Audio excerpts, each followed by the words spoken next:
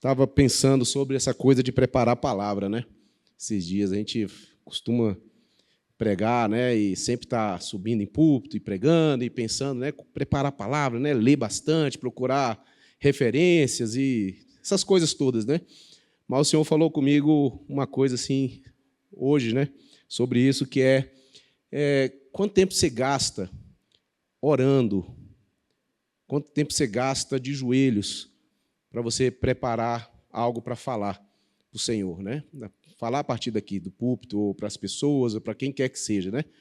Quanto tempo a gente gasta diante do Senhor buscando essa revelação de Deus? Não que ler esteja errado, ou procurar referências, ler autores, essas coisas todas, tudo isso é bênção e a gente precisa fazer mesmo. Mas a gente precisa de furar algumas bolhas, transgredir algumas coisas, sabe? Eu tenho pensado nessa coisa da transgressão também. Eu acho que a gente está se tornando muito bonzinho, sabe? Muito gente boa, muito, sabe, corretinho até demais. E está na hora, sabe, da gente furar algumas bolhas nesse sentido aí. Às vezes a gente precisa começar a transgredir algumas regras que a gente coloca para nós mesmos, ou que o sistema, a cultura do mundo de hoje coloca para a gente. Se a gente não começar a furar essas bolhas e quebrar essas regras, a gente não vai conseguir manifestar o reino de Deus aqui na terra. Sabe? Sim, nós precisamos ser moralmente, né, ter um nível de moralidade adequada para dar um bom testemunho, mas o testemunho de Deus não é só isso. Não é só isso.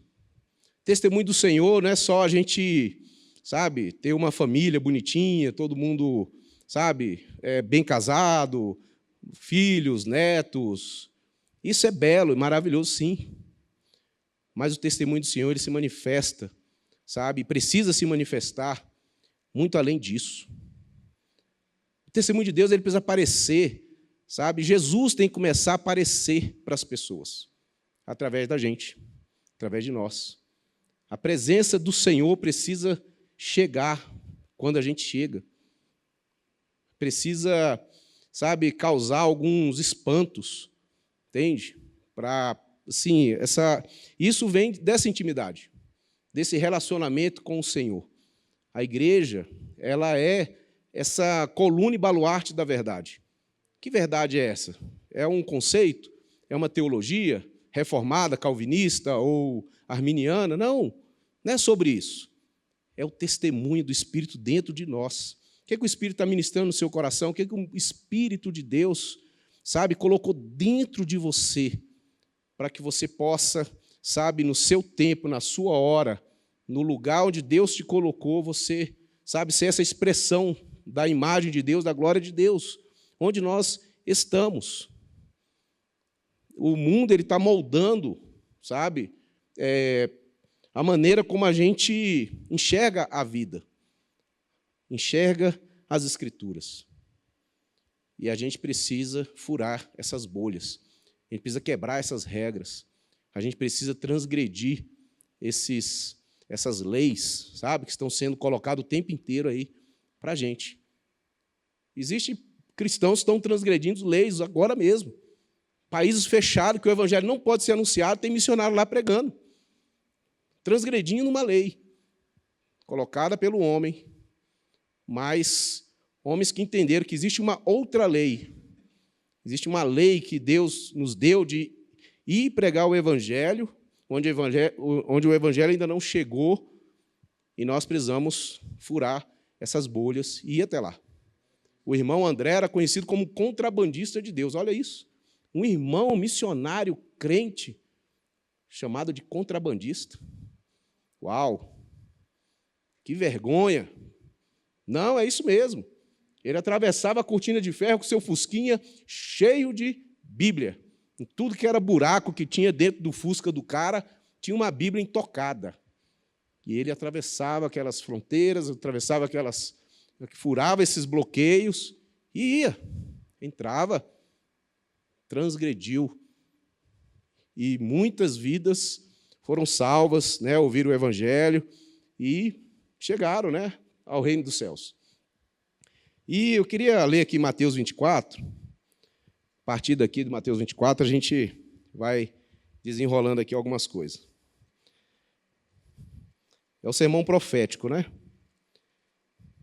Mateus 24, verso 1 até o verso 14. Tem algumas coisas aqui para a gente considerar.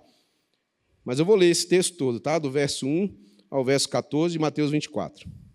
Diz assim: Jesus saiu do templo e, enquanto caminhava, os seus discípulos se aproximaram para lhe mostrar as construções do templo. Ele, porém, lhes disse: Vocês estão vendo todas essas coisas? Em verdade, lhes digo que não ficará aqui pedra sobre pedra que não seja derrubada. Jesus estava sentado no Monte das Oliveiras, quando os discípulos se aproximaram dele e, em particular, lhe pediram: Diga-nos quando essas coisas vão acontecer e que sinal haverá da sua vinda e do fim dos tempos? E Jesus respondeu: Tenham cuidado para que ninguém os engane, porque muitos virão em meu nome, dizendo: Eu sou o Cristo, e enganarão a muitos. E vocês ouvirão falar de guerras e rumores de guerra. Fiquem atentos e não se assustem, porque é necessário que isso aconteça, mas ainda não é o fim. Porque nação se levantará contra nação e reino contra reino. Haverá fomes e terremotos em vários lugares. Porém, todas essas coisas são o princípio das dores. Vocês serão entregues para serem maltratados, e eles os maltratarão. Vocês serão odiados por todas as nações por causa do meu nome. Nesse tempo, muitos hão de se escandalizar, trair e odiar uns aos outros. Muitos falsos profetas se levantarão e enganarão a muitos. Por se multiplicar a maldade, o amor se esfriará de quase todos. Repita comigo: quase todos. Quase todos. Aquele, porém, que ficar firme até o fim, esse será salvo, e será pregado este evangelho do reino por todo o mundo, para testemunho a todas as nações, então virá o fim. Jesus está conversando com os discípulos, passeando ali por Jerusalém, né, mostrando para eles, né, as edificações e tal, e os discípulos apontam para o templo e falam para Jesus, falam: Olha, mestre, que grandes pedras, que lindo isso aqui, olha esse templo, majestoso, grandioso. E Jesus vira para eles e fala assim: tá, é bonito, lindo, mas não vai ficar pedra sobre pedra aqui. Tudo isso aqui que vocês estão vendo vai ser lançado por terra. E, cara, isso para os discípulos, ou para qualquer judeu da época, isso era uma coisa impensável, sabe? Ver aquele templo ser lançado no chão, porque a figura do templo era o máximo da religião judaica, né? A religião ali de Israel. A figura do templo tinha um negócio forte com o templo. E Jesus fala: olha, isso aqui não vai ficar nada de pé. E é interessante que os discípulos associaram isso com o fim do mundo. Eles falaram: tá, Jesus, já que não vai ficar pedra sobre pedra, então nos diga quando essas coisas vão acontecer e que sinal haverá da sua vinda e do fim dos tempos. Olha que eles falam uma coisa interessante. Cara, se acabar o templo, acaba o mundo. Acabou. Eles associaram essa coisa. E uma lição que a gente precisa ter aqui, cara, é que nem tudo que a gente considera tão importante, sabe, tão fabuloso, tão sagrado, tão santo, se acabar, não quer dizer que é o fim do mundo, sabe? Não quer dizer que é o fim do mundo. Às vezes a gente considera muito, né, que as edificações, que a igreja, às vezes a gente confunde a igreja com a casinha, confunde a igreja com o concreto, com a edificação. É ótimo a gente ter um lugar assim para poder reunir, é bom a gente ter um som legal, é bom a gente ter essas coisas, um ar-condicionado bom, é bom alguém vir aqui, abrir a igreja para a gente sentar aqui e participar do culto. Se isso acabar, se esse negócio não existir mais, como você vai ficar? Qual que é o seu lugar no mundo e no mundo de Deus? É o fim do mundo? É o fim dos tempos?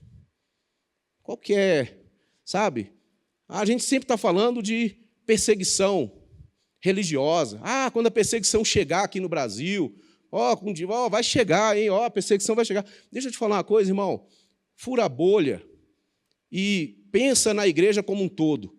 Saiba que agora mesmo, nesse instante, tem milhares de irmãos que estão padecendo severas perseguições por conta da sua fé.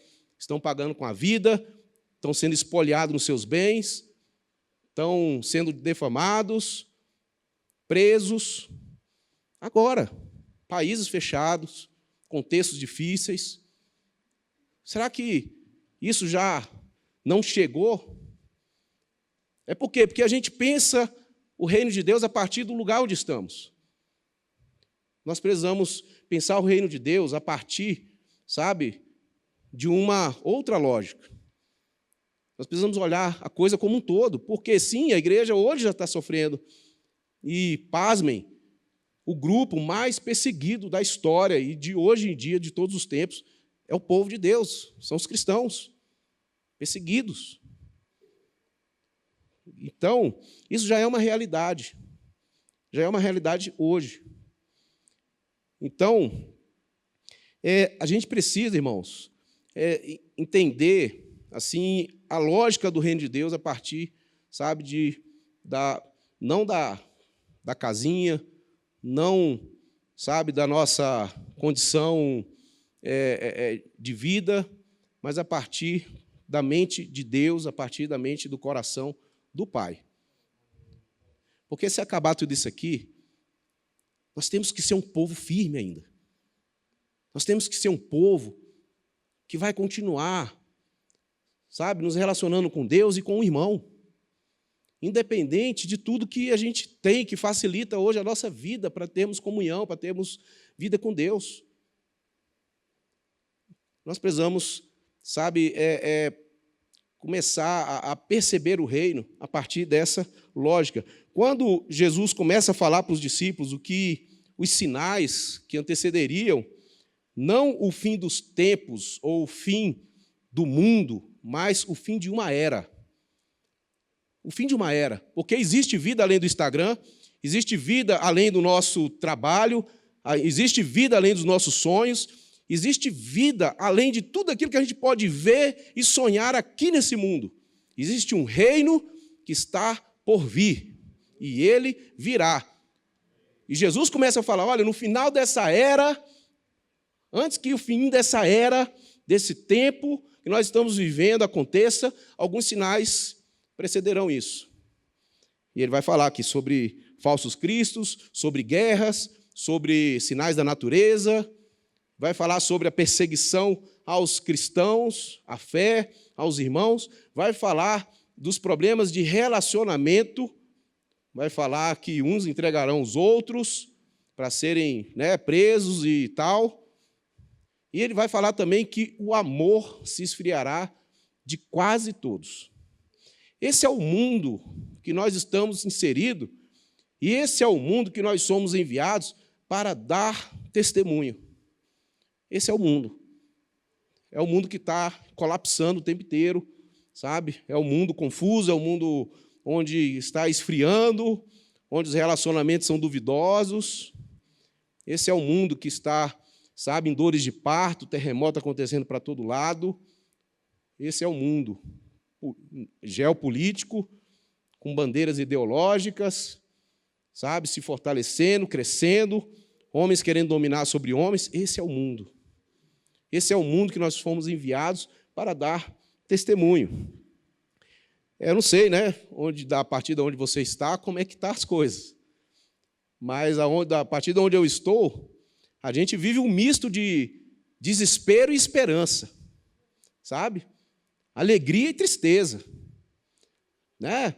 Você vê o ser humano na sua situação mais deplorável, fala, cara, não tem como o ser humano ficar assim, e está lá, o sujeito. E você vê também, por outro lado, uma esperança de que tudo pode mudar. De que, isso não é o fim. É um misto. A gente está nesse conflito o tempo todo. Por que isso, irmãos? Porque, apesar de tudo isso, existe uma promessa aqui nesse texto. A promessa é o quê? O amor de quase todos se esfriará. Quase todos. A esperança nossa é que nós sejamos esse quase. A esperança é que o povo de Deus seja esses que o amor vai prevalecer, mesmo no ambiente mais difícil, mais pecaminoso, mais bandido, mais, sabe, podre que pode ter. O amor pode prevalecer nesses ambientes. Uma vez eu tive aqui na Guaicurus, no evangelismo, com uma turma, e beleza, a gente está lá naqueles quartinhos, hotel, né, e mulher pelada para todo lado, homens entrando e saindo o tempo inteiro, e a gente com uma equipe lá para abordar as meninas, para fazer o evangelismo e tal. E sempre que a gente chegava num daqueles corredores, né, quando a gente abordava, parecia que as meninas sabiam quem era cliente e quem não era. E na hora que a gente chegava, a atitude delas era se cobrir. Elas se cobriam. E aí, elas falavam para o pessoal que estava lá como cliente, falavam, espera aí, porque existem pessoas que nos amam, não é só o nosso corpo. Existem pessoas que estão nos vendo como seres humanos. Então, espera aí que a gente tem uma conversa para ter aqui. E ali a gente sentava com as meninas, conversava e tal. E numa dessas entradas lá num desses prédios, a gente ficou numa espécie de um hall, assim, esperando, né, desocupar um quarto lá para a gente poder abordar uma menina. Aí, enquanto a gente estava ali, a gente ficamos em oração, e aí, de repente, apareceu uma e foi lá na gente. Olá, tudo bem? Vocês estão na equipe aí? Sim, estamos. Pô, que legal. Aí essa daqui chamou uma outra. Daqui a pouco a gente tinha umas 6, 7 garotas ali. E quando essas meninas pararam naquele lugar, nós começamos a falar de Jesus, abrimos a Bíblia, entregamos ali uma palavra, começamos a orar, e uma glória de Deus veio naquele lugar. Uma presença de Jesus, tão doce, tão bela, tão, sabe, majestosa. Aí a gente pensa, como assim? Será que num lugar daquele, a presença de Jesus pode chegar? E chegou. Chegou de uma maneira que aquelas meninas foram tocadas pela glória de Deus, começaram a chorar, umas começaram a, sabe, poxa vida, eu tenho que ligar para minha mãe aqui, e começaram, né, a dar um jeitinho de sair fora, de ir embora. No ambiente daquele pesado, de prostituição, de tudo quanto há, demônio para todo canto, a glória de Deus se manifestou e se manifesta. Se manifesta. Em meio de soldados de morro, de tráfico, no meio dos esgotos, né, onde as pessoas ficam ali, a glória de Deus se manifesta nos lugares que é mais improvável que a gente imagina. Então, o que nós temos aqui é esse quase todos. O amor não pode se esfriar no nosso coração, irmãos. E uma analogia que a gente precisa olhar aqui é como que uma lamparina se apaga. Por que a lamparina, nos tempos bíblicos, era a lamparina, e Jesus fala que nós somos a luz do mundo, né? Como que aquela lamparina ia se apagar? Se aquele pavio ele não fosse limpo e se o azeite se esgotasse, se não fizesse uma reposição de azeite ali, aquele óleo ia acabar e aquela lâmpada iria apagar. Como que nós podemos brilhar a luz de Jesus? Como que a gente pode, irmãos, continuar sendo sal e luz nesse mundo, se a gente não, sabe, tiver um relacionamento vivo com Deus e com o Espírito Santo, diário, saudável, sabe, parar, gastar nosso tempo com Ele, nos relacionar com Ele, porque quem dá o testemunho é o Espírito Santo que vai dar o testemunho. E nós precisamos buscar esse relacionamento com Ele, para que a nossa luz possa brilhar, para que o amor de Deus não seja, esfriado na nossa vida. Nós precisamos manter uma relação viva com Cristo. Olha, a gente está em ambiente de rua e sempre pregando o Evangelho para um monte de gente que não conhece a Cristo ou está afastado do Evangelho. Essas pessoas, quando elas se dão conta daquilo ali que a gente está falando, elas vêm para o Senhor em lágrimas, chorando e derretendo ali diante do Senhor. E esse mesmo Evangelho é pregado, às vezes, dentro das igrejas. E qual que é? O que o nosso coração diz, como o irmão falou aqui? Como que está o nosso coração? Será que o nosso coração ainda, sente desejo ou saudade de Deus? Será que a gente tem uma fome, pelo Senhor? Como que está a sua fome? Como que está o seu desejo por Deus, o seu relacionamento com Ele diário? Nós precisamos. Será que o louvor se tornou apenas uma canção que eu canto e repito? Ou será que essa música ainda é algo que está aqui dentro, e ela se tornou uma trilha sonora da minha vida, e eu preciso, botar para fora isso? Porque eu amo a Deus, eu amo meu irmão, e quando eu canto essas coisas, estou repetindo para mim mesmo, estou repetindo para quem quiser ouvir, para o mundo espiritual, quem é a razão da minha vida. Jesus é a razão da nossa vida.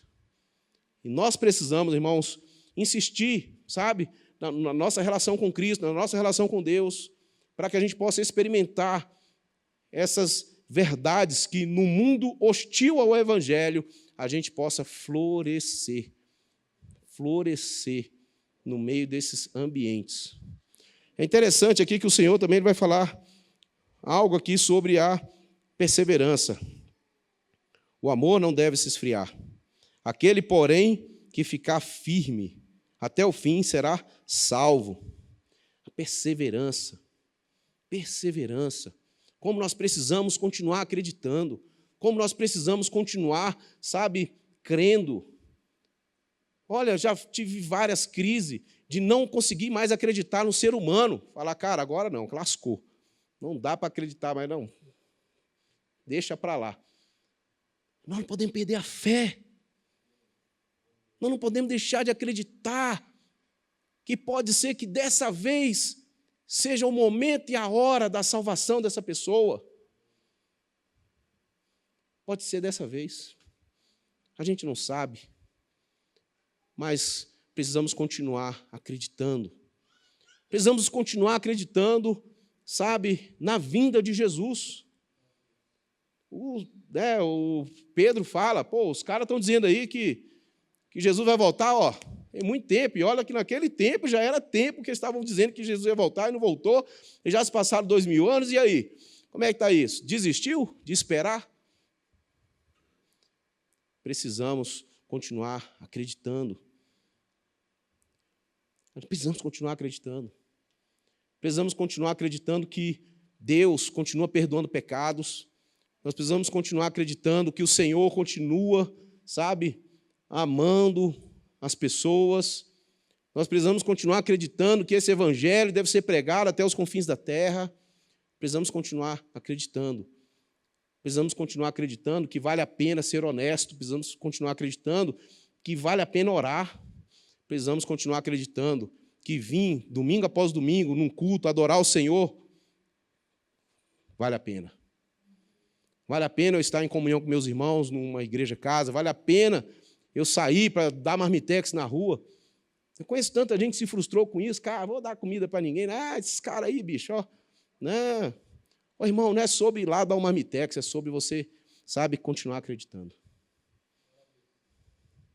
Cobrir o nu, aos pobres pregar o Evangelho. Precisamos continuar acreditando.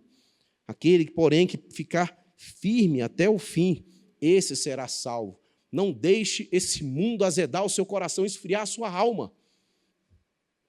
Não deixe. Não seja um carnal passivo. O que é o carnal passivo? O carnal passivo é aquele que, quando encontra um carnal, ele fica carnal também. É igual fumante passivo. O cara não fuma, mas ele convive com quem fuma, ele vai ficar com o pulmão prejudicado. Não, eu não fumo, mas eu ando com um cara que fuma.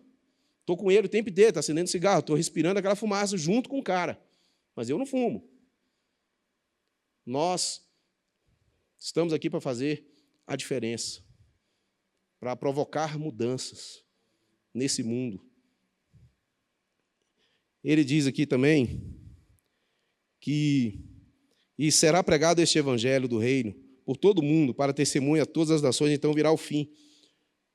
O ide de Jesus, ele aparece em alguns lugares na Bíblia como uma ordem imperativa. Mateus, ele fala, ide por todo mundo. Marcos, ele diz, ide por todo mundo. É uma ordem imperativa para a igreja. Só que aqui nesse texto tem uma diferença. E em Atos 2 também temos uma diferença, Atos 1, verso 8. Qual que é a diferença que nós temos ali? Que ao invés de aparecer ali como uma ordem, aparece como uma promessa. O que nós temos aqui? E será pregado este evangelho do reino. Esse evangelho será anunciado, será pregado. Ele vai acontecer. A pregação vai acontecer, o testemunho do Senhor vai acontecer, quer eu queira, quer não. Quer eu queira, quer não. Tem a história, né, de um rapaz que ele foi viciado em droga e ele acabou se envolvendo num crime e foi preso. Aí a mãe dele, desesperada, o que ela fez? Vou para a igreja, vou procurar, pedir oração pelo meu filho.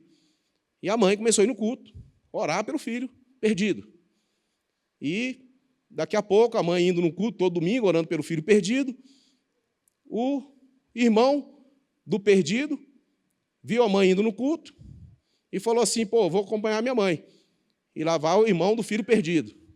A esposa do irmão do filho perdido começou a ir também. Os filhos do irmão do filho perdido, ou os sobrinhos do filho perdido, foi para a igreja. Aí o amigo do filho perdido foi para a igreja. Um tanto de gente foi para a igreja por conta daquele filho perdido que estava preso. Qual que é a moral da história?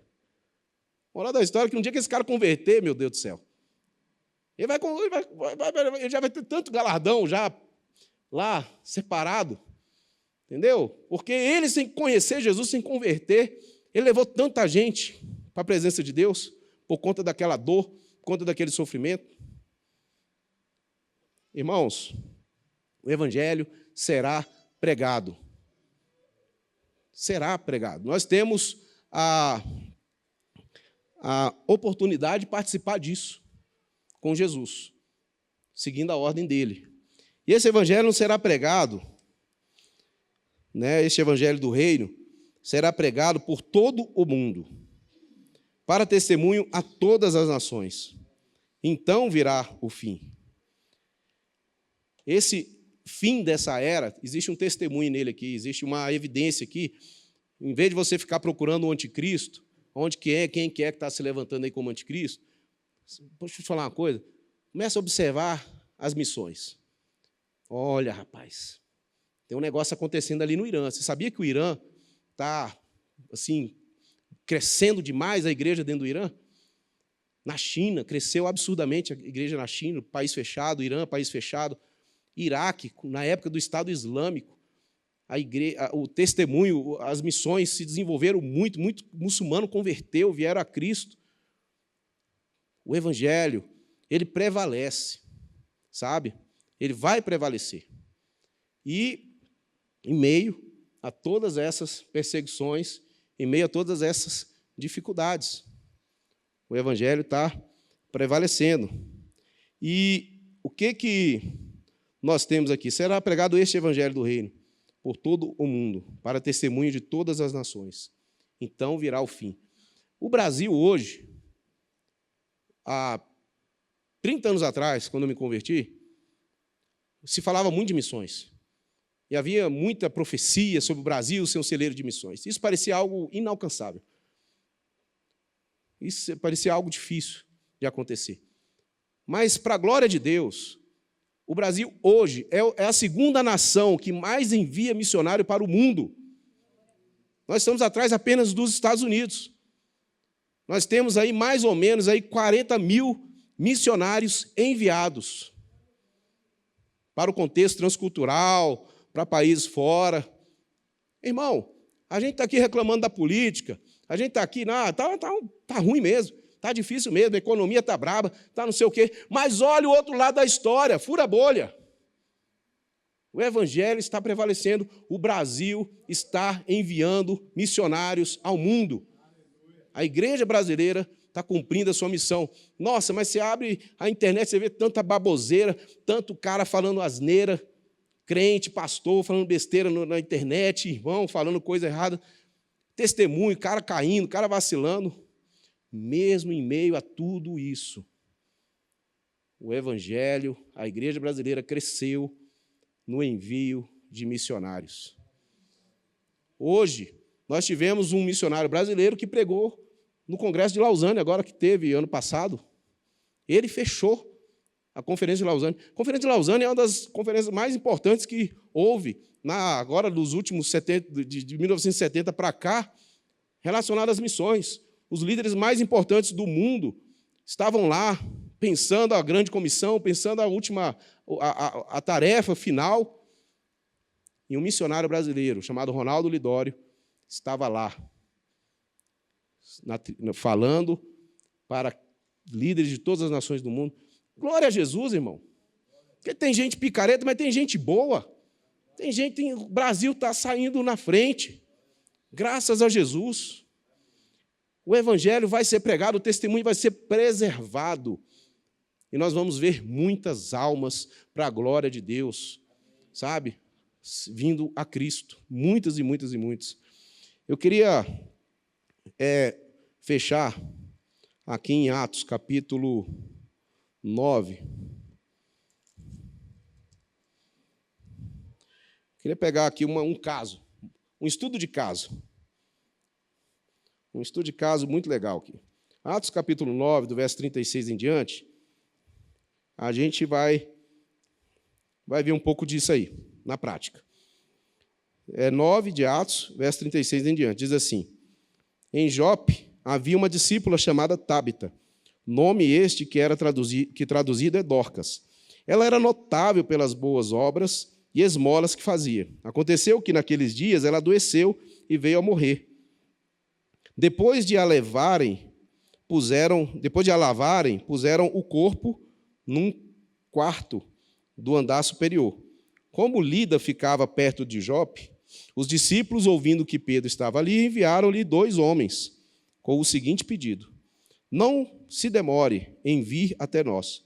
Pedro se aprontou e foi com eles. Quando chegou lá, eles o levaram ao quarto do andar superior. Todas as viúvas o cercaram, chorando e mostrando-lhes túnicas e vestidos que Dorcas tinha feito enquanto estava com elas. Mas Pedro mandou que todos saíssem, ajoelhou-se e orou. Depois, voltando-se para o corpo, disse: Tábita, levante-se. Ela abriu os olhos e, vendo Pedro, sentou-se. Ele, dando-lhe a mão, ajudou-a a ficar em pé. E, chamando os santos, especialmente as viúvas, apresentou-a viva. Isso se tornou conhecido em toda a cidade de Jope, e muitos creram no Senhor. Pedro ficou em Jope muitos dias, na casa de um curtidor chamado Simão. Irmãos, essa história falou muito ao meu coração esses dias. Como que o testemunho dessa mulher foi tão impactante, tão poderoso. Uma mulher, uma discípula. E vale falar aqui que, nessa época aqui, a igreja ela se desenvolveu e cresceu, e as missões aconteceram, não foi, até aqui nesse capítulo 9, pelo envio. O envio aconteceu em Atos 13, quando o apóstolo Paulo e Barnabé foram enviados pela igreja, impuseram-lhes as mãos, e ali é uma nova fase na igreja, no envio missionário e tal. Mas aqui, o que aconteceu aqui? 2 coisas. O Espírito Santo veio sobre a igreja, eles começaram a testemunhar, e a perseguição veio e eles foram dispersos. Espalharam. E o evangelho espalhou ali por toda aquela região naquela época. Como que a perseguição, às vezes, ela impulsiona o testemunho do Senhor. E essa mulher aqui, essa discípula, ela era conhecida, né, por algumas coisas. Ela era notável pelas boas obras e esmola que fazia. Ela era uma mulher que se preocupava, né, com a condição do pobre. Tinha pessoas ali com necessidades, com vulnerabilidade, e ela, então, né, ela dava ali esmolas. E ela também tinha boas obras. Ela era uma pessoa que não somente ofertava, mas também ela se envolvia, né? Ela se envolvia pessoalmente com as necessidades dali do lugar. A cidade de Jope, ela tem uma situação interessante, né? Porque eu fui pesquisar por que tanta viúva, né? Porque essa palavra aparece tanto aqui, um grupo de viúvas, né? Que ela se envolveu. E, possivelmente, por ser uma cidade de porto, e havia muita atividade com o mar, e muitos desses homens que saíam para a embarcação, iam pescar, acabavam perdendo a vida no mar. E era uma situação ali social. Aquelas mulheres ficavam sem maridos e, né, como no mundo antigo, não havia tantos recursos assim de cuidados às viúvas, aos mais velhos e por aí vai, essas mulheres ficavam em condição de vulnerabilidade. Mas, quando a Tábita viu isso, o que ela fez? Ela falou, espera aí, existe uma situação ali. Deixa eu ver o que eu posso fazer. E ela começou a se envolver com uma tragédia, com uma dor na cidade de Jope, que era a dor daquelas viúvas. Ela se envolveu financeiramente, ela se envolveu, né, pessoalmente, e tem uma terceira coisa. Ela fazia roupa para aquelas viúvas. Ela era costureira. Ela tinha um ofício, um trabalho. E com o seu trabalho, ela começou a ver a oportunidade de curar uma dor na cidade. E assim ela fez. Mas coisas ruins acontecem para pessoas boas também. E a Tábita morre. Ela morreu aqui, né? O texto fala. E o testemunho dela foi tão impactante naquele lugar que eles sabiam que Pedro estava ali perto. Falou assim, espera aí, manda Pedro vir aqui, porque pode ser que Pedro consiga curar ela, ressuscitar essa mulher. E Pedro veio. E quando ele chegou, ele encontrou o quê? Aquelas viúvas, aquele grupo de pessoas chorando a dor, a perda da Tábita. Isso aponta aqui para uma outra coisa. Né? Aquele grupo reconheceu na vida daquela mulher ali uma salvação. Reconheceu na vida daquela mulher ali alguém que poderia, que era um porto seguro para elas. E quando aquela mulher morre, elas sentem a falta. Sente a falta. Uma das grandes tragédias da vida, talvez seja a gente partir e, talvez quem vai chorar a nossa dor, nossa perda, sejam nossos familiares, as pessoas de perto. Mas e as pessoas do seu convívio, Quem será que vai estar lá, de fora, que você talvez seja uma pessoa que você dê um testemunho do Senhor, com seus recursos, com sua profissão, com seu trabalho? Essa mulher aqui, aquele pessoal ficou em cima. E, irmãos, nós estamos num tempo que existe muitas demandas. E você, eu, nós, somos esses discípulos, essas testemunhas de Cristo no lugar onde o Senhor nos colocou. E a grande pergunta é, qual que é a miséria que a sua riqueza pode suprir? Qual que é? Existe uma miséria. E no meu pedacinho do piano que eu estou carregando, eu gosto dessa analogia do piano, porque eu achei que isso era brincadeira. Mas nós ganhamos um piano e a gente teve que carregar o bicho. Né, Danilo? Meu amigo, pesa. Um dia que o cara falou, o Danilo, ele falou, Locão, vai lá pegar o piano. Eu ganhei o piano do Danilo. Eu falei, não, eu e o Áquila, meu menino, a gente pega. Nós chegamos lá, bicho, eu não consegui nem tirar do lugar o piano, tão pesado. Enfim, né? Fizemos um malabarismo danado, chamei gente, aí tinha que contratar pessoas para poder arrancar o piano do lugar. Pesado. Mas a parte do piano que nós estamos carregando, né, a gente viu uma dor. A gente observou um grupo que precisava do amor de Jesus. Precisava ser agregado a essa família da fé. Né, que vocês já sabem que a gente trabalha com os hippies, de vez em quando vocês encontram um ou outro aqui na comunidade. Pessoal, gente boníssima, gente fina, dormindo. Amarrado, entendeu? Brincadeira, gente. Mas o pessoal, gente boa. Já foram para o encontro com Deus aí, né? Galera, o pessoal gosta pra caramba dos hippies, os caras são figura. Mas é um povo, cara, que eles precisam conhecer o verdadeiro amor de Jesus. E quando eu me converti lá na Praça 7. O lugar hoje que a gente tem um culto toda quarta-feira lá. Já batizamos centenas de pessoas lá naquela praça. A gente leva uma caixa d'água, leva água e batiza o povo lá mesmo. Para a glória de Deus, para testemunho daquele povo que está ali. E eu e a Maria, silêncio em documento, em 96, por aí, viajando de carona, fumando maconha doidado, entendeu? Curtindo tudo que era droga. De repente, nós encontramos Jesus.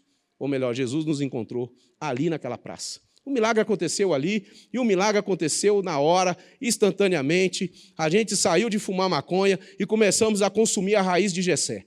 Começamos a chapar de Jesus, chapar do vinho novo do Espírito Santo, e começamos a entrar nessa onda, e estamos até hoje nessa coisa assim, viciado em Jesus.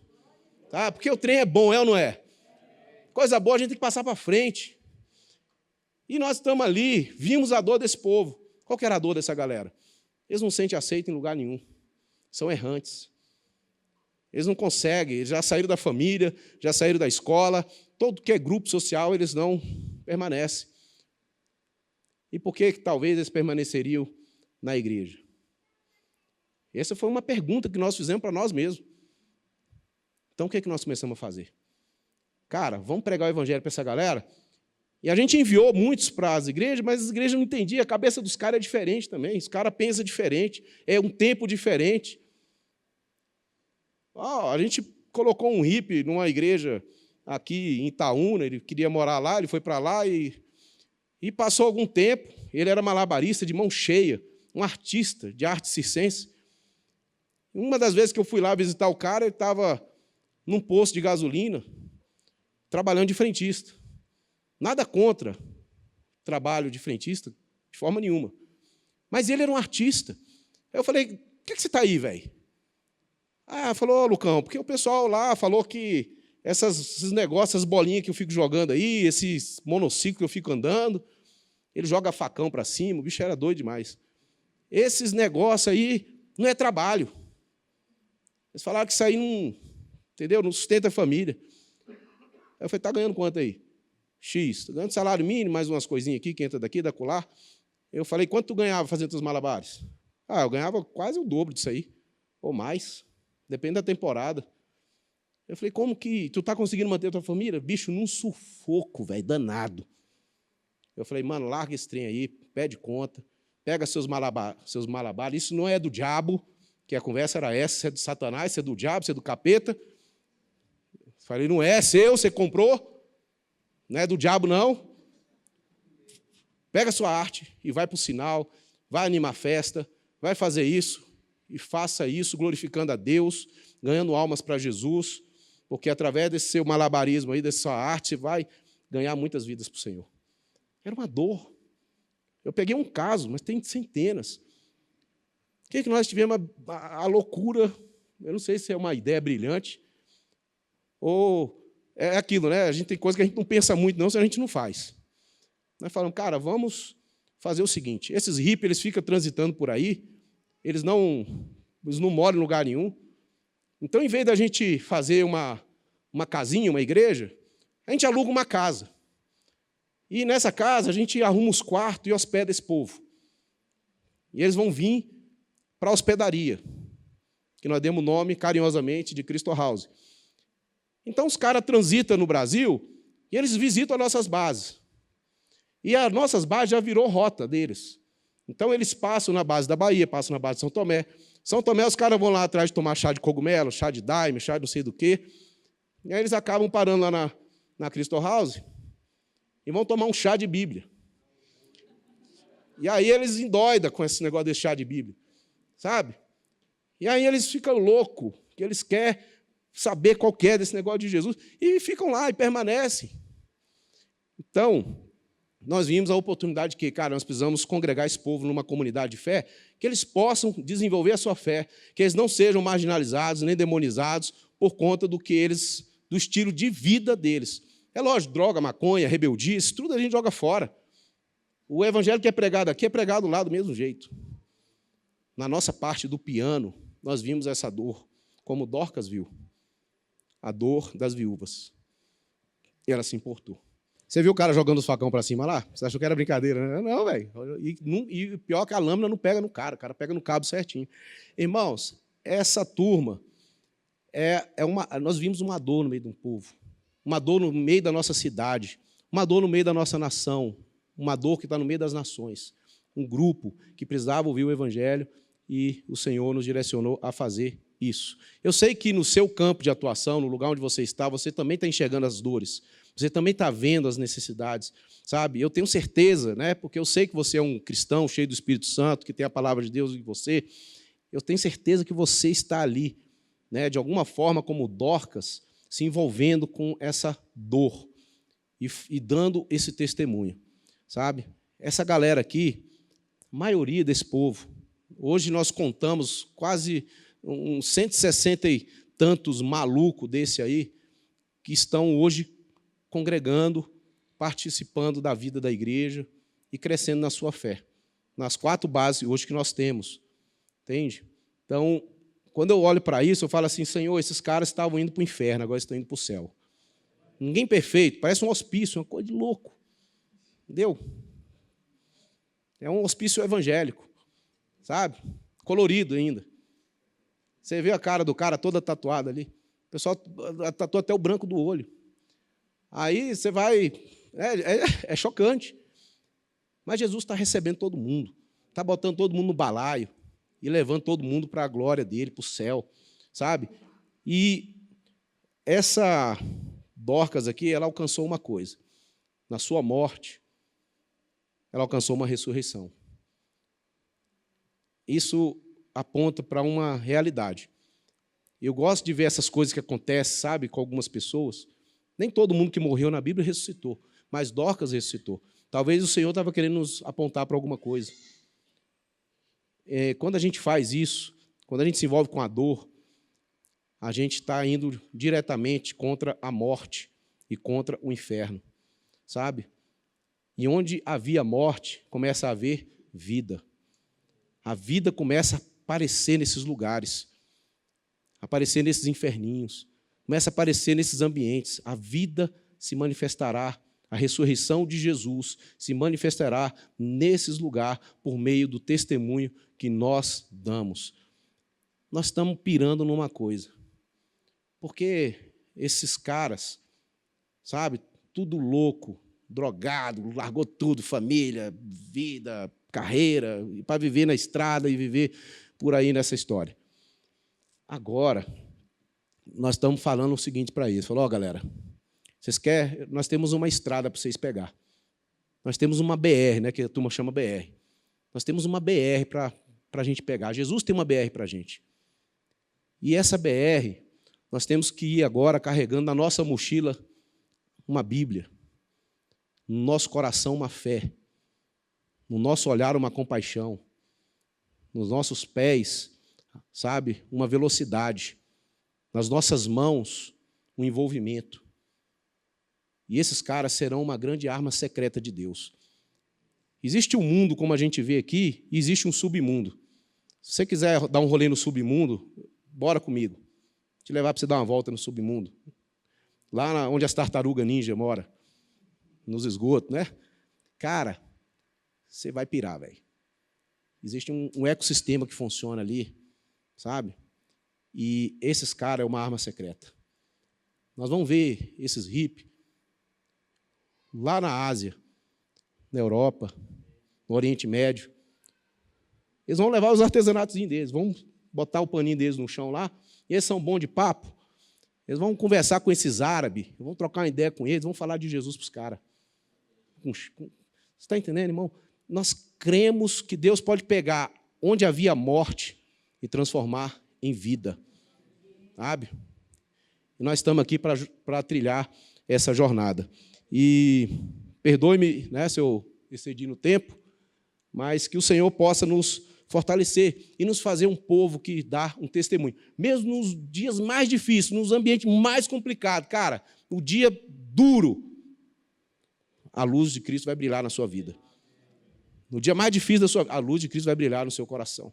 Eu creio nisso. Eu quero orar, e eu vou terminar de orar, não está encerrando o culto, o Cezinha vai pegar aqui, mas eu quero orar para que essa glória de Deus possa encher o nosso coração, sabe? O nosso ser, sabe? A nossa mente possa nos dar uma visão, tirar, cara, transgrida, velho. Sabe? Mete o pé, meu irmão, chuta o pau da barraca, dá um grito, sabe, velho? Deixa a maquiagem borrar, sabe? Vai, brother.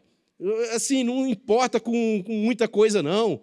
Porque esse sistema está enjaulando a gente, existe um leão dentro de você que quer sair, existe algo dentro do nosso ser que precisa ir para fora, existe uma força que está trancada dentro de nós. Esse é o Espírito Santo, é o testemunho da palavra, é o poder do Evangelho. O Evangelho é o poder de Deus para a salvação de todo aquele que nele crê. Não existe coração tão duro, não existe pessoa tão difícil, não existe lugar tão inóspito que Deus não possa visitar e transformar. Não existe. Senhor, nós estamos aqui como teu povo. É o povo que não, o amor não se esfriou. Nós estamos aqui como um povo que está aquecido, que tem, Senhor, esperança. Nós somos prisioneiros da esperança, a esperança do Evangelho, que é imparável, e nós também não podemos ficar parados, Senhor. Nós somos imparáveis. Por isso estamos aqui, Deus, porque nós cremos e acreditamos naquilo que o teu Evangelho nos disse, aquilo que a tua palavra nos afirma.